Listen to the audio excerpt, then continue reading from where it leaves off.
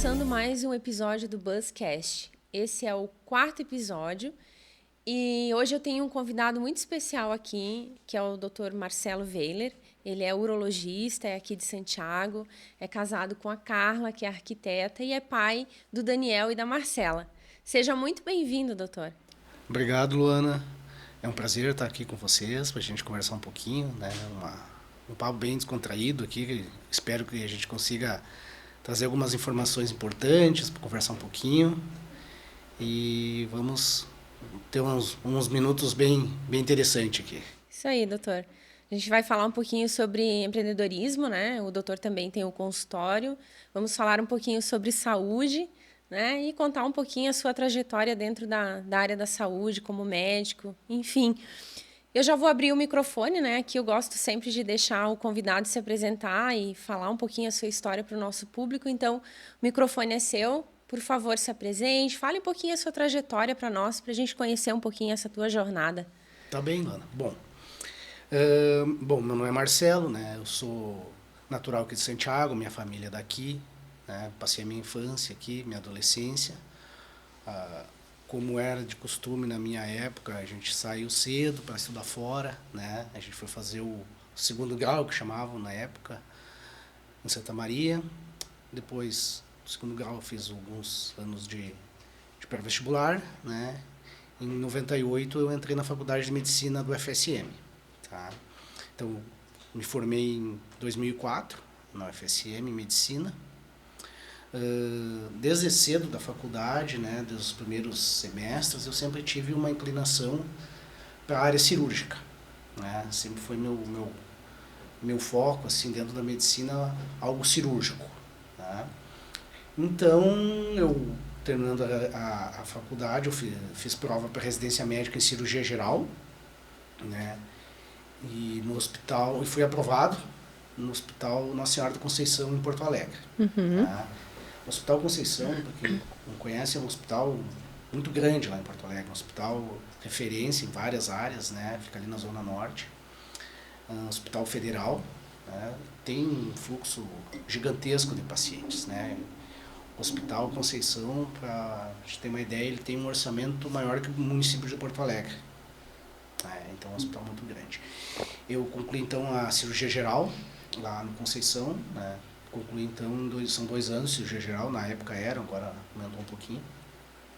Então terminei a cirurgia geral no Conceição e mesmo antes de começar a cirurgia geral, na faculdade mesmo, dentro da área cirúrgica, eu sempre tive um interesse por urologia, né?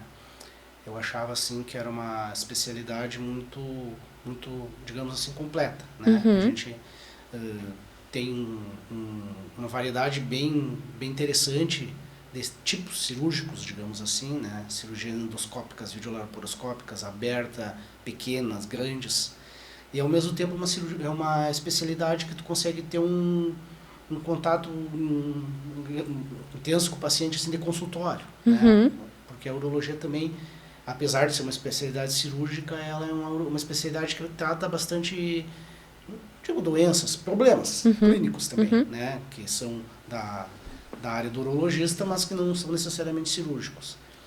Então eu optei, já estava me direcionando no meio da faculdade para fazer urologia. Né? Fiz alguns estágios durante a faculdade, fui monitor de urologia dentro do FSM. Então, terminando a graduação em cirurgia geral, tá? Terminei em 2006, então fiz novamente, prestei provas novamente, né, para urologia. Uhum. Tá? Então, para as pessoas saberem como é que funciona, interessante, tem gente que tem curiosidade. Tem algumas especialidades médicas que para te fazer a prova, tu tem que ter pré-requisitos, que chama. Uhum. Né? A urologia é uma delas. Para te ser urologista, antes tu tem que ser cirurgião. Interessante. Tá? Então, o objetivo de eu ter feito a cirurgia geral no Conceição, né? Então foi esse, eu sou cirurgião geral, né? E urologista. Então todo mundo que é urologista é cirurgião. É uma curiosidade as pessoas saberem, né? Legal. Nem todo mundo sabe disso. Às vezes perguntam, o senhor é cirurgião? Sim, para ser urologista hoje em dia, né? Hoje em dia não, e há alguns anos já, tu precisa ser cirurgião geral. Né? Aí prestei prova, acabei sendo aprovado em urologia entre outros, mas acabei optando por ir no Hospital Celso Ramos, em Florianópolis. Né? Também, para quem não conhece, o Hospital Celso Ramos é um hospital, é o maior hospital, um dos maiores hospitais de Santa Catarina. Né? Ele fica bem ali no centro de Florianópolis, pertinho da Avenida Beira-Mar. Ali. Também é um hospital muito grande, com muito movimento. O hospital tem 8, 9 andares, se não me engano. E também é um hospital 100% público, né? Com um fluxo intenso de pacientes também. E então concluí a minha residência de urologia lá no Celso Ramos em 2000 e... Agora eu vou puxar a memória, 2009. Né? Em 2009 eu concluí a urologia. Então, desde 2009 eu sou urologista. Aí muitos perguntam, por que tu voltou a Santiago? Né? Pô, eu estava em Florianópolis, o que te deu na cabeça vir morar em Santiago novamente? Aí tem uma questão de família, né? Minha família, como eu tinha comentado no início, minha família é daqui. A família da minha esposa é daqui. Né? Os meus pais moram aqui, os pais dela moram aqui.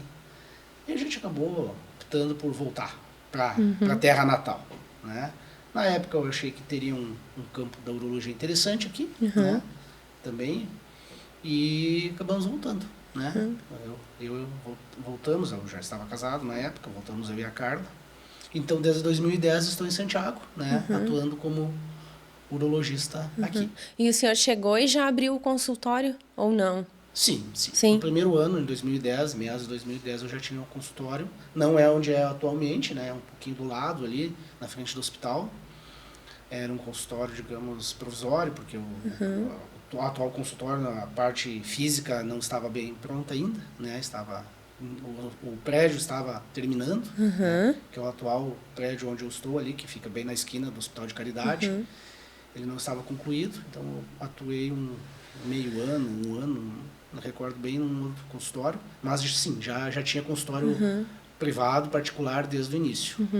E como que foi na época quando o senhor abriu o consultório? Da mesma forma, se o senhor fosse abrir hoje um consultório, o senhor analisa que seria igual? Ou teve mais desafios, assim, foi... Porque naquela época, como é que era a questão da divulgação para falar que o senhor estava abrindo um consultório? Como é que estava, assim, naquele momento o mercado? Olha, Luana, o desafio, assim, são proporcionais as diferenças ao tempo, né? Nós estamos em 2003, são 13 anos atrás, as coisas eram um pouco diferentes, né? E outra, a gente vai, como tudo na vida, vai aprendendo com os erros, né? Então, tu faria tudo igual? Não, tem algumas coisas que eu faria diferente hoje em dia, né? Em termos de estratégia de marketing, de estratégia de atuação, né? De próprio logística do consultório, de parte física, algumas coisas talvez eu tivesse feito diferente. Mas é um desafio, tanto na época como agora, abrir uma clínica particular, assim, né? Não é fácil, como tudo no Brasil, né? E enquanto a divulgação era bem diferente, não? A gente não tinha o que a gente tem de estratégias de divulgação, de redes sociais.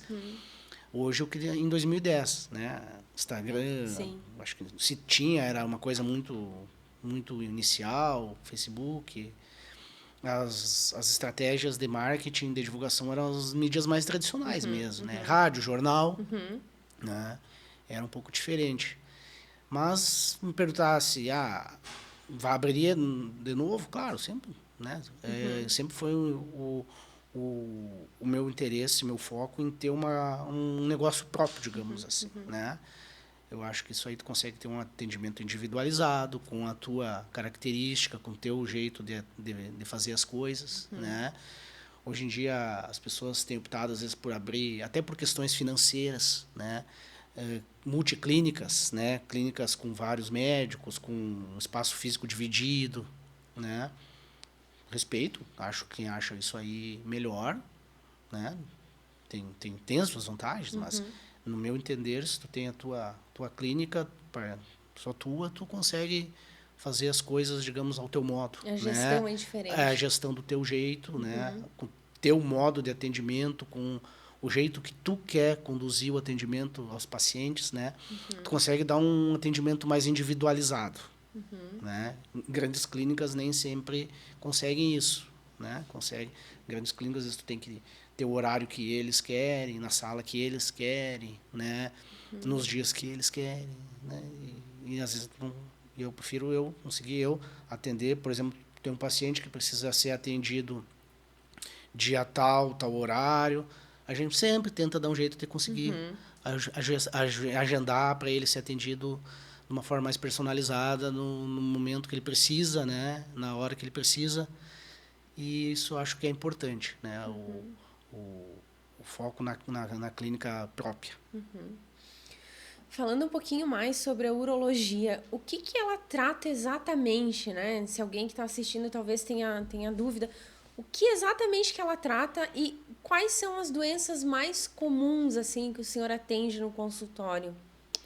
Bom, Luana, eu acho que uma coisa interessante a gente falar, aproveitar o espaço, né, nosso papo aqui, é deixar assim desmistificado que o urologista é o médico do homem. Não é, né? Não é. O urologista é médico de homens, de mulheres, de crianças, né?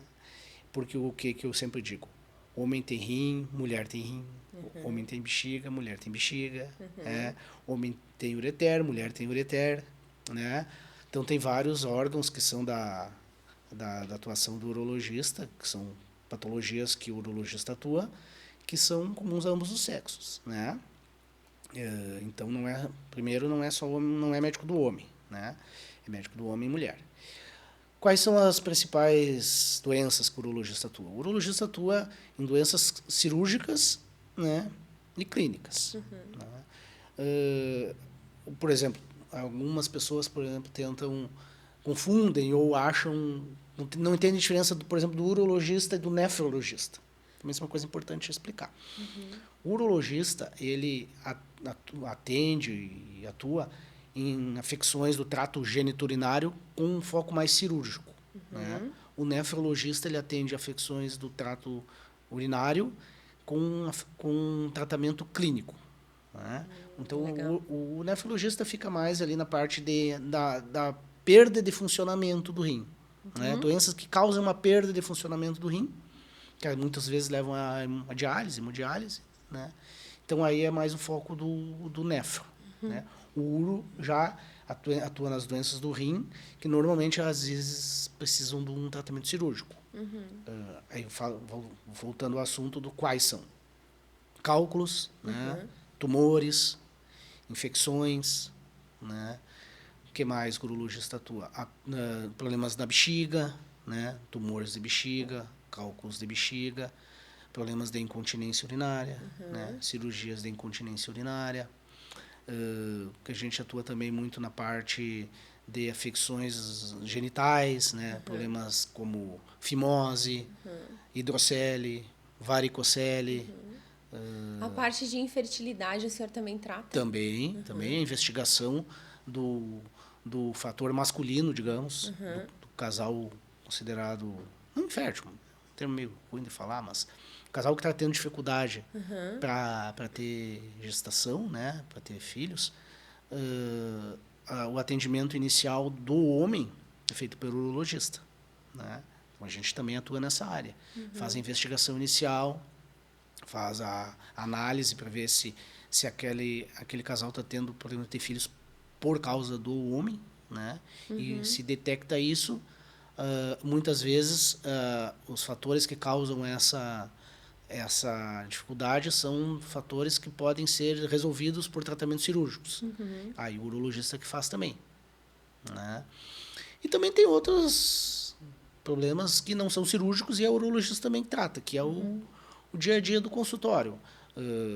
Problemas de infecções geniturinárias, infecções urinárias, DSTs, problemas de disfunção erétil, né? Problemas de ejaculação precoce, problemas de alteração do hormônio masculino, né?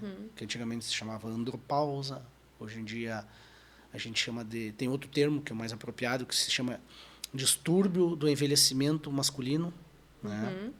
Que tem uma sigla chamada DAEM.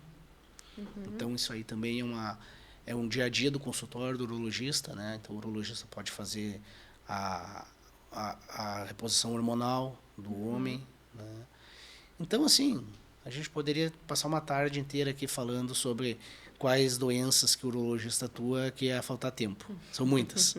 Mas, dando uma breve pincelada seria mais ou menos isso aí que eu te falei. Tá? Legal, eu acho que é interessante a gente falar um pouquinho sobre isso, né? Porque, que nem o senhor falou, acaba que tem muita imagem de que o urologista ele vai tratar o homem, né? Sendo que não, ele Não, pode cuidar não. da saúde da mulher também, de uma criança, né? Então, Claro, tem crianças com fimose, crianças com algum probleminha na região do genital, né? Crianças com enurese noturna. Né? Então a gente trata também muita criança no consultório. Né? Então não é só homem, mulher e criança. Mulheres com cálculos renais, mulheres com infecção urinária, mulheres com assim, problemas de incontinência urinária, também é tudo com urologista. aproveitando esse gancho, a questão do check-up anual, né? Que a gente vê muito em diversas especialidades, se falar muito sobre a importância de fazer um check-up anual ali, ver como que tá, né, a saúde, enfim. Como que é na parte da urologia isso? O senhor também indica que se faça uma vez ao ano, pelo menos, esse check-up? Bom, Luana, a gente pode, digamos assim, dividir em duas partes esse assunto, né? A gente recomenda, e isso tem acontecido muito no consultório, que todo homem, a partir de uma certa idade, digamos aí 35, 30, isso é individualizado, né? Depende muito da sua preocupação com, a sua, com a sua saúde, pode fazer um check-up anual básico, né? Não necessariamente procurando alguma doença específica ou prevenindo alguma doença específica. Ele pode fazer um check-up básico, né? E isso muitos homens têm procurado urologista para isso, né? Identificam, é o médico do homem, é um médico que trata muito os homens, então eu já vou direto no urologista para fazer meu check-up, né? Isso a gente recomenda também, né? Esse check-up pode ser feito por outro médico? Claro que pode, qualquer médico, clínico geral, cardiologista, qualquer especialidade médica pode fazer isso. Mas muitos têm procurado urologista para fazer o check-up geral anual, né? Então, se eu recomendo, recomendo, claro. Todo mundo deve começar a se prevenir desde cedo, né? Exames básicos, claro, que a gente não precisa fazer exames muito invasivos, né? Nessa faixa etária. E também, a gente, de acordo com o caso individualizado, a gente pede um exame esse ou outro exame, né? Então, um exame mais individualizado. E também, aí existe também a parte mais focada no urologista mesmo, que esse aí é o urologista que faz, que é a prevenção do câncer de próstata, né? Que inclusive agora, em novembro, a gente tem o Novembro Azul, né? Isso, Novembro Azul é o mês dedicado à prevenção da saúde, promoção da saúde do homem e prevenção do câncer de próstata, né? Então, a gente indica, então, que o homem, a partir dos 45, se tem algum histórico familiar, né, de câncer de próstata, ou seja, teve um familiar de primeiro grau que teve ou tem a doença, por exemplo, teve um irmão, teve um pai. Então, esse homem, aos 45, ele deve procurar o urologista, né, para começar a fazer a prevenção. E se ele não tem nenhum histórico familiar, ele pode começar aos 50. Tá? Isso sim, aí é uma recomendação mais do urologista mesmo, né? E como tu falou, existe o mês de novembro que ele é dedicado a enfatizar esse assunto, né? Por quê? Porque você viu que o câncer da próstata é uma doença que tem uma prevalência muito alta, né? A gente sabe disso. Que ele é um câncer que ele já está com... hoje em dia ele é o segundo maior em mortalidade no homem, né? Ele é um dos principais cânceres em incidência no homem, né? Então ele só perde para câncer de pele no homem. Então ele merece um mês para ele, assim como tem o Novembro Azul, o Outubro Rosa dedicado à prevenção do câncer de mama, no meados da década de 90. Então a Sociedade Brasileira de Urologia, junto com o Ministério da Saúde, né, digamos assim, inventou, né, ou criou o Novembro Azul, né? Começou assim, não era uma coisa tão famosa, digamos assim, como o Outubro Rosa no início, mas hoje em dia ele tem uma divulgação bem grande, né? Então já ficou assim, uma sequência, né? As mulheres têm o outubro e o homem tem o novembro. Então, é uma campanha já bem conhecida, né? Bem divulgada em todo o país. E ele é dedicado, então, à promoção da saúde do homem em geral, né? Também, mas especificamente para prevenção do câncer de próstata. Então, fica a indicação aqui, né? Que a partir dos 45, é isso? 45 com histórico familiar e 50 sem histórico familiar. Isso. Que compareçam, né? Que visitem o urologista e façam um exame, né? Exatamente. E é uma questão de cuidado, de amor próprio, de amor com quem tá junto, né? Com a família. É sempre importante cuidar de si, cuidar da saúde. E é bom a gente focar, né? Porque ele não é, como eu sempre digo, assim, em novembro a gente sempre faz muita palestra, muita divulgação desse assunto, né? Eu acabo sendo convidado em algumas instituições, falo em auditórios, em meios de comunicação sobre isso, e eu sempre digo assim, não é brincadeira. Como eu já tinha comentado, não é brincadeira e não é raro. Né? Não é uma coisa, você não existe, é pouquinho, não vamos me preocupar com isso. Não, como eu falei, é o segundo maior incidência e o segundo maior mortalidade. Né? Tem muita gente mesmo no Brasil com câncer de próstata. Né? E, além disso, ele é uma doença que, se for diagnosticado cedo, né, um diagnóstico precoce, com o tratamento correto, ele é um câncer que tem uma chance de cura muito boa. Né? A gente sabe que tem uma chance de cura de 95%. Uau. Em torno de 95%, se for diagnosticado precoce. Então, vale a pena prevenir. É verdade. Vale a pena prevenir porque salva a vida. É o legítimo que, se prevenir, fizer o diagnóstico precoce, a pessoa vai sobreviver. Legal. É bem importante. Isso aí, então. Fica um recado aqui, né, para quem está nos assistindo.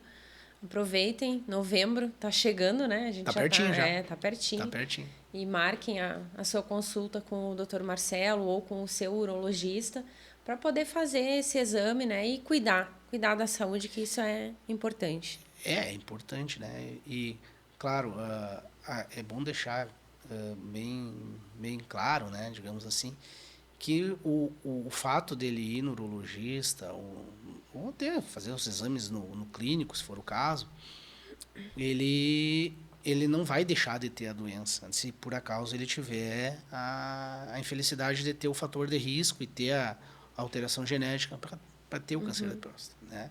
Infelizmente, isso aí a gente não consegue mudar. O que a gente muda é o diagnóstico precoce e o tratamento correto. Né? Se esse homem não for ao médico, ele vai descobrir essa doença em estágios avançados. Né? Estágio avançado, onde o tratamento vai ser somente paliativo ou nenhum. Né?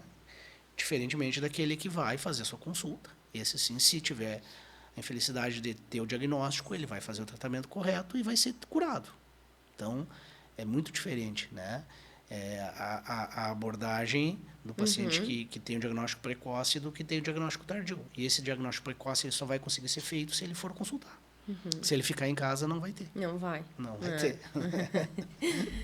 Então, doutor, falando ainda sobre a questão da saúde, do seu trabalho como médico, o senhor trabalha como plantonista no hospital aqui em Santiago, né? Sim. E eu acho que é bem legal a gente comentar um pouquinho sobre isso. A gente já conversou em alguns outros momentos, né? Que o senhor faz isso porque o senhor gosta, que é esse desafio, essa correria, enfim. O senhor gosta desse ambiente e gosta de ajudar as pessoas. Eu queria que o senhor falasse um pouquinho como que é trabalhar numa emergência de um hospital, porque eu assisti Grey's Anatomy, né? Eu adorava ficar assistindo e vendo aquelas emergências, as situações, os médicos lidando com casos que surgiam. Como que é? É igual? É parecido com isso? Como que é? Conta um pouquinho para nós. Bom, eu também assisti o Grey's Anatomy todo. Agora, gostei e gosto, né? O Grey's Anatomy é um pouco fantasioso, né? Não é bem assim um dia a dia da... Um pouquinho exagerado. É um pouquinho exagerado, né? É um seriado americano com as diferenças da medicina americana e medicina brasileira, né? Mas tem muita coisa parecida, né? O que Por que eu gosto de fazer pronto-socorro? Porque é aquela adrenalina, né? Tu tá ali, tu nunca sabe o que vai vir. Né? Tu não sabe o que vai vir. Pode ser que não venha nada de grave e pode ser que venha muita coisa grave. E tu tem que estar preparado, né? Isso eu sempre gostei. Desde os tempos de faculdade, no meio da faculdade eu fazia estágios em pronto-socorro, né? Quando eu me formei, eu tinha uma semana de formado, fazia plantões em cidades que eu era o único médico, com hospitais bem movimentados.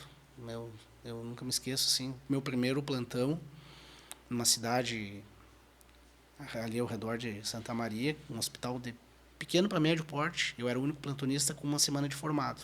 Uau. E eu atendi quase 100 pessoas num único plantão. Uau. Então, eu já tive um batismo de fogo. Graves. E casos graves. Eu tive um batismo de fogo inicial bem bom. E mesmo depois, durante a minha residência, eu sempre gostei de manter o contato com o pronto-socorro, né?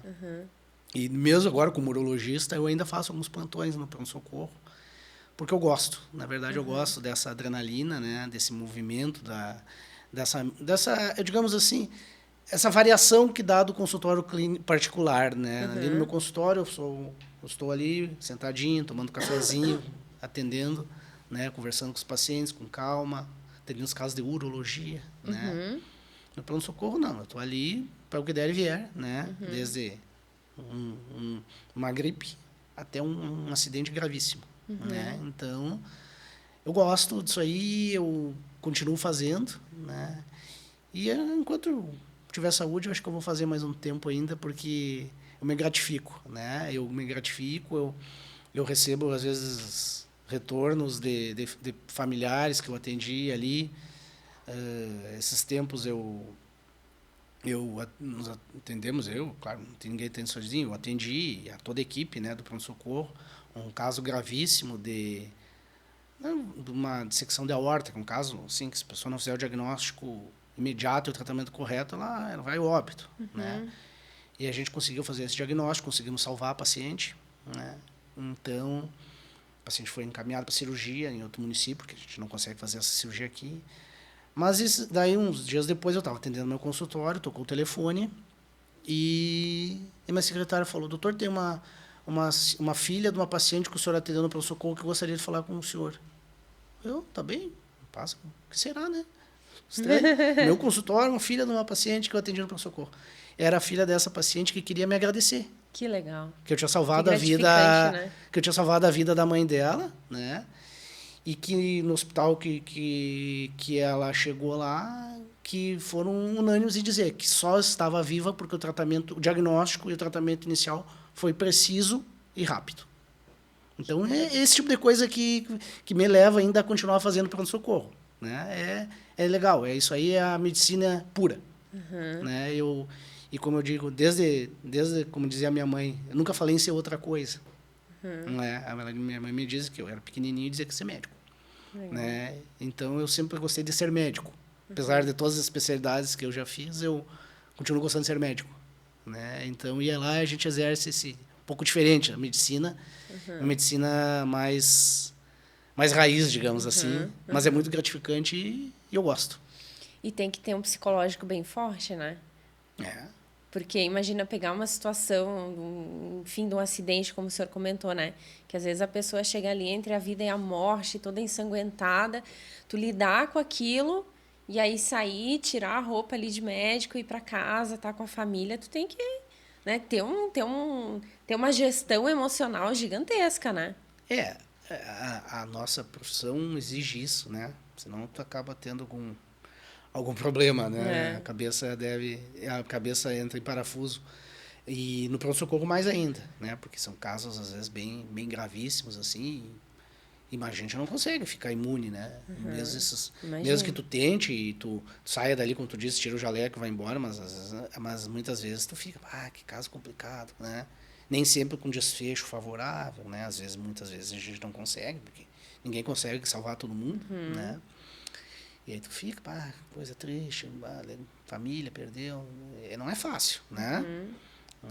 Às vezes, muita gente, pacientes jovens, né? Vítimas de trauma, pacientes nem tão jovens, mas que poderiam ter muitos anos pela frente ainda, acabaram não conseguindo se salvar, né? Então, não é fácil. Mas a gente tenta fazer o melhor possível, né? Não só eu, como todos que trabalham lá, né? Com todas as dificuldades que a gente tem, às vezes de falta de recurso, de estrutura, né? A gente tenta fazer o melhor, mas realmente não é fácil, tem que ter um psicológico bom. Eu imagino.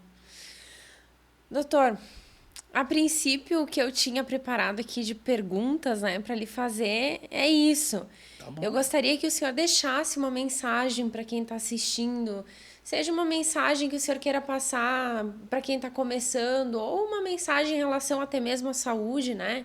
E se o senhor quiser trazer mais alguma informação também que o senhor ache assim, relevante, né? O microfone é seu, o senhor tá...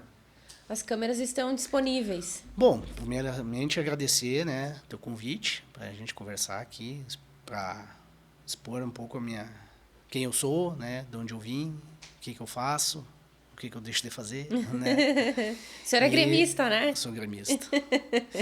E até expor um pouco esse outro lado aí que normalmente quando eu faço alguma coisa parecida, a gente não costuma falar sobre isso e eu acho legal, né, esse outro lado do pronto-socorro, né, da emergência médica.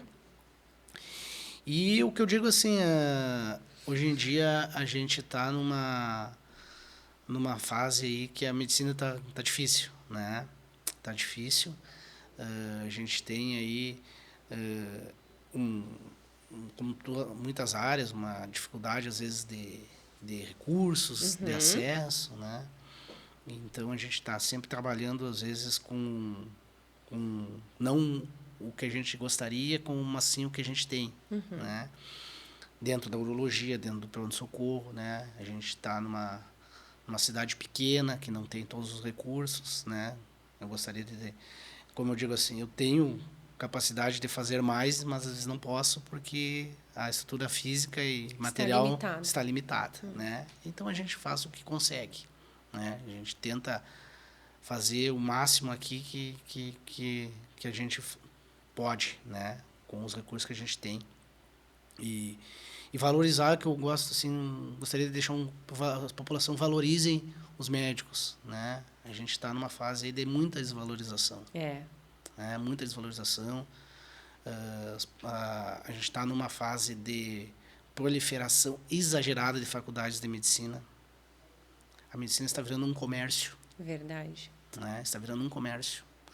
As faculdades estão brigando para abrir cursos de medicina porque dá dinheiro. Essa é a verdade. Né? Então, infelizmente, não estão vindo com uma formação adequada. Doutor. Não estão vindo com a formação adequada. E são esses médicos que, infelizmente, daqui a uns anos vão estar atendendo a nossa população. Nossos filhos, nossos amigos, né? E então, eu acho que assim, a gente tem que valorizar os bons profissionais, né? A gente tem que valorizar quem a gente tem aqui, que tá no dia a dia aqui, tentando fazer o melhor, né? Como eu disse, nem sempre vai conseguir, né? Mas eu fico assim, uma mensagem aí de que a gente tem bons profissionais na nossa cidade. Muitos, né? Nem sempre reconhecidos da maneira adequada, né? Mas isso aí tem que ser valorizado. Quem está aqui, né, a 450 quilômetros de Porto Alegre, né, ou ao menos longe, às vezes, dos grandes centros, mas está aqui lutando no dia a dia, né, está tentando fazer o melhor com o que a gente tem e deve ser valorizado. Né? Eu acho que as pessoas já muitos reconhecem isso, né, muitos reconhecem. Quando eu era estudante de medicina, quando eu iniciei aqui mesmo, a gente percebia que era pior. Era pior. Né? Ninguém queria fazer nada em Santiago. O comum era colocar o paciente dentro de um carro, de uma ambulância e levar para qualquer outro lugar. Menos aqui. Mas já não está mais assim, felizmente. Né? Com os esforços aí da medicina da cidade, até dos órgãos públicos, a gente está melhorando. Né? Mas vamos melhorar cada vez mais e valorizar quem está aqui, né? Que aqui a gente consegue fazer um bom trabalho.